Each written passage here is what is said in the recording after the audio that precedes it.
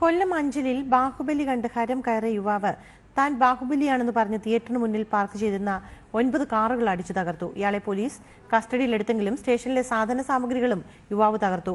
ഇയാൾ മാനസിക രോഗിയാണെന്ന് പോലീസ് അറിയിച്ചു.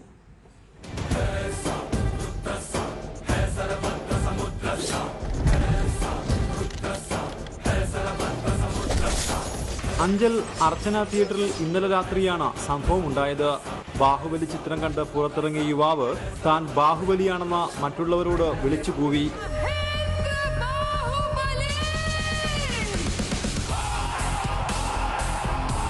തുടർന്ന് ഇയാൾ തിയേറ്ററിന്റെ ഗേറ്റ് തകർത്തു.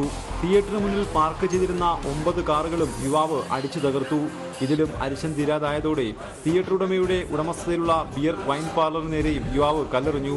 പോലീസ് പിടികൂടി ഇയാളെ സ്റ്റേഷനിലെത്തിച്ചെങ്കിലും സ്റ്റേഷനിലെ പൈപ്പും ബക്കറ്റുകളും അടിച്ചു തകർത്തു. അഞ്ചൽ മണ്ണൂർ സ്വദേശിയായ ഇയാൾ മാനസിക രോഗിയാണെന്നാണ് പോലീസ് പറയുന്നത്. കേസ് രജിസ്റ്റർ ചെയ്ത ശേഷം പ്രതിയെ മാനസികാരോഗ്യ കേന്ദ്രത്തിലേക്ക് മാറ്റിയിട്ടുണ്ട്.